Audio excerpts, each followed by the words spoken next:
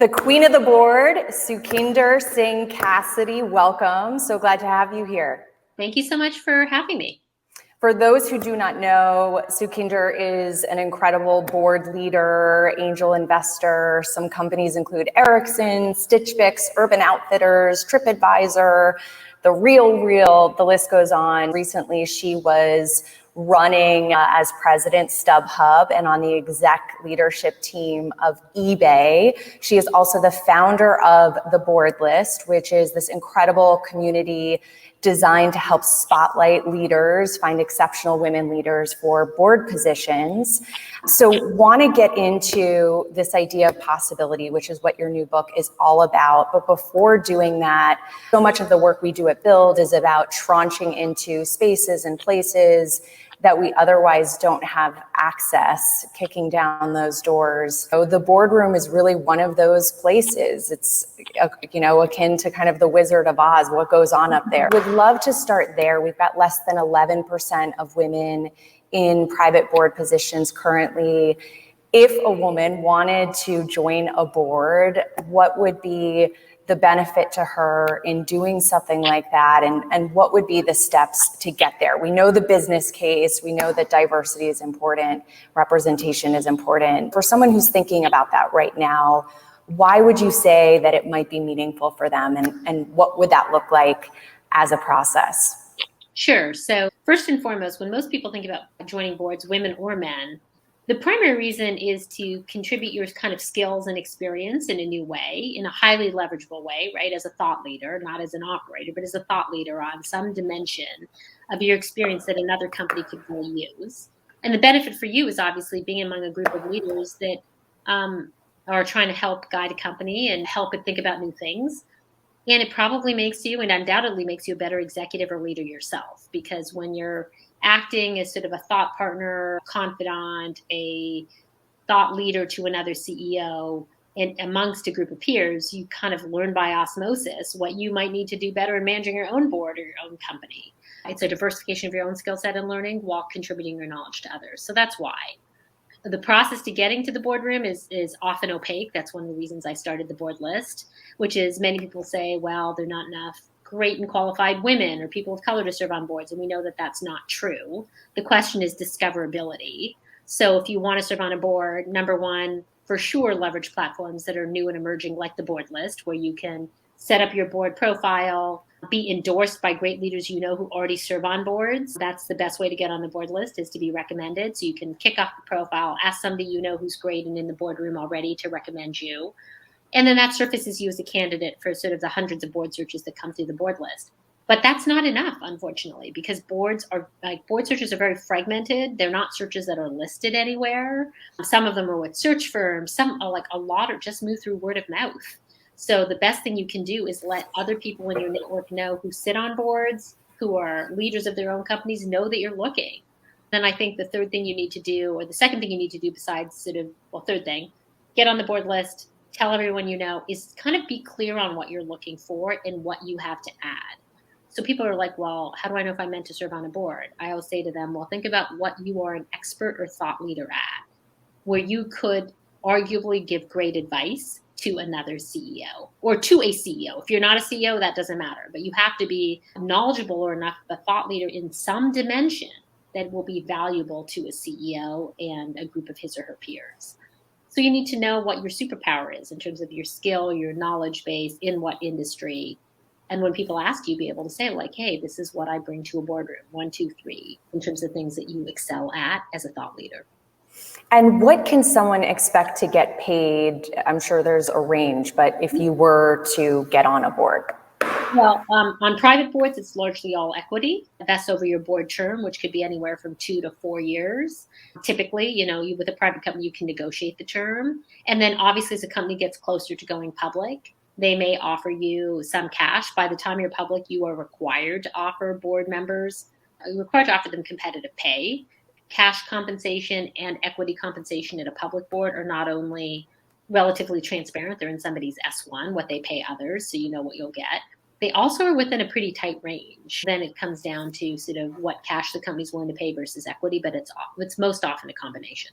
Very helpful. Okay, ladies, get on that. Now moving on to possibility, which is the heartbeat of the conversation that we wanted to have, pursuing and choosing possibility in the face of fear. My intention when I started Build is really for all of us to conceive of ourselves as builders, and just this idea that ultimately you can create something out of nothing, and you can always choose different, and you can choose possibility. So I've heard you say many times that you're a builder, kind of a born builder, or always building. How do you define what it means to build and be a builder? Well, first of all, I don't think you have to be an entrepreneur to be a builder. You may choose to build by way of being an entrepreneur. But I would say to people, like, being a builder is like being an author. It's like bringing some original idea forth and then working to manifest it. You can be inside a company and be a builder, right? But that's to be a builder is to take the risk to put a new idea out into the world. And even in the face of resistance, or people who are skeptics, say, hey, let's try it, and let's, start executing against this and see if we can manifest what I'm imagining in my head. So I think that's what's required to be a builder. And quite frankly, you can be a builder at the most micro level. You can be a builder of companies. You can be a builder of ideas. You can be a builder of teams, right?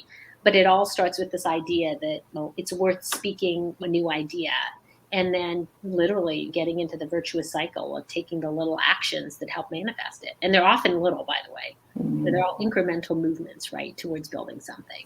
Right, and you talk about that. It's about the volume, right? It becomes also a numbers game in terms of like velocity and volume. Can you talk a little bit about that? I think what prevents a lot of people from building, like, the world is full of great ideas. I mean, it is full of them. So it's not that people don't imagine what they can build. It's that the process of building seems very daunting. But as I say in the book, Choose Possibility, like, building is about repetitive choices, right? It's just like choices, outcome, choice, outcome, choice, outcome. And so you can build something that's immense, like one micro choice at a time. But what's more often happening is micro choice is a bigger choice, micro choice, a bigger choice. But it's about the compounding benefit of choices is how we end up building a product, a successful outcome, a career, are all built on the compounding of choices, big and small. So if, like, the idea of one big choice is what you think building is, it's often increments of choice and stacking them one up on top of the other. When I think about one of the worst possible states to be in, to live in, it's this feeling that you're stuck and you're out of options and you cannot create. You must continue to live with the hand that you're dealt. For someone who maybe grew up in a more risk-averse family or wasn't encouraged to choose differently or even believe that they could create something, how do you encourage and how can you help people think about possibility differently? That idea of seeing what's possible in the impossible. I always say to people, risk-taking doesn't start the day you have a choice. Risk-taking starts with discovery. So to your point, like, if you're somebody who doesn't see any options, the most important type of risk-taking you might do is just small increments of your time and energy to discover what is possible. So you have to sort of create for yourself this idea that, like, I'm going to go into discovery mode and just suspend this belief that I might have that nothing is possible for me by just sort of saying, like, hey, like, maybe I'm going to reach out on LinkedIn and ask somebody about an industry I'm curious about that I don't think is possible for me. The only risk I'm going to ask you to take is the risk of discovery. Does that make sense? Which is different from and so if you never enter a discovery process with risk, where you're like, okay, let me just suspend my disbelief for a moment and just take little increments of my time and energy to learn, you're going to start to figure out that maybe there are paths for you. But I think when people hold themselves to a belief that nothing is possible, then they don't even take the risk of discovery. And those are some of the best risks we can take. They're the kind of risks that are accessible to all of us. Nobody's asking you to act. It's just about go just learn about different choices that people have made. And then as you're kind of chasing that discovery phase into taking some risks, because arguably that's what's going to start to happen, how do you then build up that risk-taking muscle? Because I think that's where it starts to get really interesting, is you start to see that you've got some of that resilience in you, right, through the process. Well, I think you're kind of hitting it. I always say to people, like, first there's risk-taking for discovery. Nobody's asking you to commit to anything. Nobody's even saying, like, you have a plan. I think the most important thing in risk-taking for discovery path before getting into action is just multiple choices you're trying to understand and create. So you want to talk to as many people, have as much opportunity sets that you're learning about at the same time. To your point, when it comes to getting into action, many people find the idea of like, oh, okay, well, I learned about what it's like to be an entrepreneur. Now what? Right. And so then they sort of jump to like, well, now I have to choose something big or just stay where I am. And then again, I'm like, okay, now that you've done the risk taking for discovery, what's the minimum viable choice you could make to get on that path? So maybe being an entrepreneur is super daunting, but the minimum viable choice for you might be like, hey, I have a friend who's an entrepreneur. I'm going to, on the weekends as a side hustle, I'm going to go ask that person if I can work a few hours with them just to learn the process of entrepreneurship, because that's the minimum viable choice you can make. It may be that you say like, hey, guess what? I'm not quitting my day job, but I'm opening an Etsy store, because that is like a choice I could make today. That's the smallest increment towards one day being a full-time entrepreneur. So I think you want to basically kind of think about the minimum viable choice you can make in the direction of something you discovered that you're excited about.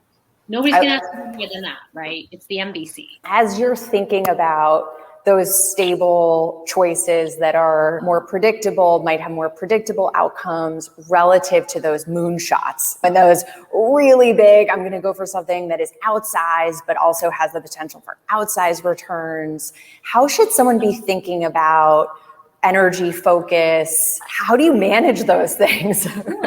Are they incompatible? Are they not? They're not incompatible. I would say if you look at the patterns of people you might admire outside in, inside out, you'll find that they're making a series of safe and kind of sometimes medium sized and sometimes large risks, right? And they're doing them kind of as a package. So I think the importance is where you come from. If you're coming from an environment where you're really constricted financially, your own kind of mental biases or blocks, then the idea of multiple small choices may be very comfortable to you. And that's how you build your risk muscle enough to then say, oh, like I've made a bunch of small choices. Maybe it's now time to try a medium-sized choice. If you come from a place where you've had a lot of success, your room to fail might be quite large, right? So you may say, hey, my first choice is going to be a medium-sized risk choice, because quite frankly, if you fail at that, you could reverse course and be back in the job you're at today. Or even a medium choice may not offer that much risk if it doesn't work out, because you have a body of success and comfort, right? The irony, of course, is some of the people who feel most scared to take more risk are people who actually have a lot, but their aversion to loss is what's keeping them. And they think through what's going to happen if you take that medium risk. If you can come all the way back to where you are today with relatively little suffering, it's not a medium risk. It's probably a small one. It's so true. And one of my favorite questions to ask anytime anyone's about ready to do something is, what is the worst possible thing that could happen? No, really, let's play out the worst possible thing could happen. Can you live with that? Okay, yes. All right, let's go. Do you think people should also be thinking about what sort of choices give them the most energy? So what sort of risks fuel you? So that ratio may differ depending on what you're most inspired by? First of all, of course, we all want to move in the direction of our dreams, right? So you may say, hey, I'm willing to take this risk because this thing inspires me. This is what I call your FOMO. What do you feel like you're missing out on? So of course, I believe that if something inspires you more, there's research that suggests people take risks in contexts that they value and where they think they'll be successful. So if you really value the idea, making it up, of being an entrepreneur, then yes, you may take more risk in that direction because you value that context so much. So I'm always a fan of kind of pursuing things that give you learning, impact, energy, joy. The problem for many people is they don't know what that is. Because they don't know if they'll get the thing they want, then they never act. So they're like, well, I think I want to be an entrepreneur, but what if I find it miserable? Which brings me all the way back to, this is why you want to take risk taking on discovery. Because if you're so sure something will make you happy, then the question is, can you live with the financial risk, the ego risk? Let's say you switch from being a lawyer to being a chef and you worry what people will think, but you have done enough cooking at home that you know you really love cooking. That's a different problem, because then it's about what are you willing to trade off, and then it's about being a smart risk taker. You're like, okay, what's my financial calculus? Can I live with the ego risk? Yes, you move. I think for a lot of people, it's the, I think this will make me happy, but I don't know, which then compounds this risk problem. And that's where I'm like, okay, well then you need to take some risk to discovery, because yes, I would never advise taking a big risk on something you think will make you happy without doing any discovery. When you're doing it, approximates how you think you'll feel when you're actually doing it. It's almost a way to kind of pilot where you want to take risks, right? Because you're in the hot cold of it all as you're discovering. You haven't put any chips on the table yet. You're just feeling it out and feeling what feels hot and what feels cold to you, and then kind of pivoting accordingly. So yeah, that's why risk taking for discovery is so important. I find it really ironic. I see many people who, let's say, are in a very big job, because obviously I've been in the Valley and know a lot of senior people, and then something presents itself. They're like, should I take it? Should I not? And I'm like, okay, just step back for a moment. You're on somebody else's time frame. What if I said to you, take a week, go try on a bunch of things for size? Or if you don't know if you like it, just help understand what's attracting to you about that opportunity, put it on pause, and go explore many, many more things like it. So people are very reactive to the idea of a new choice, but they know nothing about it because they've done no pipelining. So this it's very easy to just jump into something new because it's the opposite of what you're feeling today. But I think this risk taking for discovery is a really important precursor if you want to be a smart risk taker. Right. And then you're unpacking and you're dissecting, not just, okay, I'm being drawn to this, but what about it is What about it? That's the point. What so about attractive. It? Yeah. What about it? Draw out the nugget. People have often pointed out to me, which is true, like the opposite issue is now I'm doing that and I'm in analysis paralysis and I decide nothing. So this is why you have to sort of set time frames. If you want to make a change, this job opportunity came my way, and it certainly convinced me that while I put it on pause and started discovering, I discovered the reason I'm really unhappy is XYZ. Okay, so you may not take this, but you do need to set a time frame for a change, right? So you can easily suffer the opposite, which is get into this cycle of analysis paralysis. I think being a smart risk taker is about finding the calculations and doing the discovery in a period of time where you don't have all the information, but you have enough to make strong choices. Now, keep in mind, any choice is a risk. So the whole point of the book, there's more progress in motion than in trying to be perfect. Do you think making things more time-bound creates more pressure on an outcome? I think making things time-bound puts more pressure on a choice in getting into motion. Okay. So that is where I think the time bounding is important. By the way, for most of us, our biggest opportunities to take risk are to maximize the choice we're already in. The most important choice you can make today is you clearly made some choice in your career. You're in it. So if you're unhappy, before you're like, time for my next big choice, I'd be like, what choices can you make today to maximize the impact or satisfaction you have in your current role? So this isn't like a panacea, because otherwise you could end up with a career where all you do is move from choice to choice, identify what's unhappy about each choice, right? You never have the impact you want to have. That would be like, okay, you're taking lots of risks, but no return is going to come out without you creating impact where you are today. So I think the irony is most of the choices available to us today are not even financial or personal. They're often ego risk choices. Like, oh, if I say this, I'll look stupid. If I speak up, what if somebody thinks they don't agree with my idea? Like, these are the kind of things that actually hold people back. It's often micro risks. It's not the big ones. I think that's why self-awareness too is such an important component. You've talked about superpowers, but really identifying what those are, and as part of that, figuring out what is the real authentic me and where are my real values and where are my real strengths, where does that lie relative to what society has told me or culture has told me are my superpowers. Suggest someone, I mean, I'd love anyone watching this to leave, in addition maybe to thinking about a board and thinking about choosing possibility, but to really think about identifying their superpowers. How could you help someone do that? I think most people live in one of two camps. They're either, let's say, in a corporate job where, quite frankly, they've had years of feedback. You're in a larger company, you're getting feedback every year. And if it's not 360, you can easily ask for it. You can ask your manager, you can ask the head of HR to help you literally do a peer review, where it's like, hey, I only have some feedback. So if you're willing to ask, in corporates, there's often a structure to get you feedback. For many of the rest of you, let's say you're an entrepreneur, small business owner, and you don't have that vehicle, I would say you ask the people you are closest to. Ask your parents, ask your colleagues. I'm just trying to figure out, what do you think are my strengths? What are some of the areas where, if you were me, you think prevent me from being more successful? I always say to people, if you don't know, ask. I can guarantee that between your friends, your parents, and your colleagues, there will be 2 or 3 words that show up repeatedly. People are like, why would I ask? I'm like, well, I mean, what's the cost of you not knowing what you're great at? It's pretty freaking high in your career and in life. So if you really don't know, ask. And you can ask with humility and just be like, hey, I'm trying to figure out my next move and I want to take advantage of my strengths. But when do you think I'm at my best? I want to talk to you about this because it's something I actually personally struggle with a lot. According to research, goals push us to invest against that target as if we've already accomplished it. So it becomes part of how we self-identify and how we think about ourselves. Are you a believer in staying quiet about goals and targets as you're chasing them down? Are you a believer in declaring them, making them known to the world, and then figuring out the how of it all? What's your belief in that area? Because I'm a proponent of the declaration, but it also puts a lot of pressure, right? Because that then becomes a very public thing because you've talked about it. I think there's a lot of research on accountability. And when we write something down, like a food journal, you write down and you're more likely to be accountable. So whether or not you're ready to declare it, writing it down, sharing it with even one person is enough. The idea of declaring it to everybody scares you. Share it with your best friend. Share it with your, like, by virtue of even speaking it, writing it down and sharing it with one person, you have 90% of the kind of accountability and maybe not the fear of public exposure. So I'm like, do what feels comfortable, 1 degree outside your comfort zone. So for somebody like me or you, maybe it's, I'm going to put it on LinkedIn. That's like really scary. But for somebody for whom it's like, the idea is terrifying, tell one person. It's like the 1 degree of comfort beyond what you would normally consider.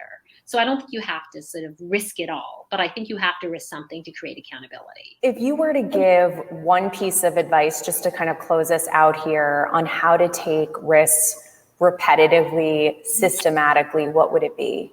I would say take a lot of small risks every day. Do it for discovery, learning, to change the trajectory of something that you want to impact. By the way, even take it to avoid harm. If something's like, it's ironic that people will take risks to avoid harm. And what I mean is they'll be very agile in their choices if like true disaster is coming. Look at COVID. People were far more rapidly responsive in making brand new choices on instinct because they had to, ironically, just to avoid harm. So find reasons to take little risks today. That is mostly what you need to build a muscle, believe it or not, because inoculated to failure, somebody doesn't like your idea, whatever, like the next risk you take, you've forgotten about the last one. I mean, literally. So the benefit of repetitive risk taking is like every single one reduces like every time you do it. And quite frankly, a lot of the little risks you have will work out in positive ways. And so you get a lot of positive reinforcement quickly. So I'm always like, little risks all the time. If the idea of a big risk scares you, little risks all the time, you'll unlock a lot of impact. Little risks over time, but get bigger risks over time. Thank you so much for this. Choose Possibility. Everyone get the book and try to find a way today, I think, to take a risk, to choose possibility instead of fear. That's our intention for this. Thank you so much for doing this with me. Sukhinder. Thanks, Kathleen. Great to see you.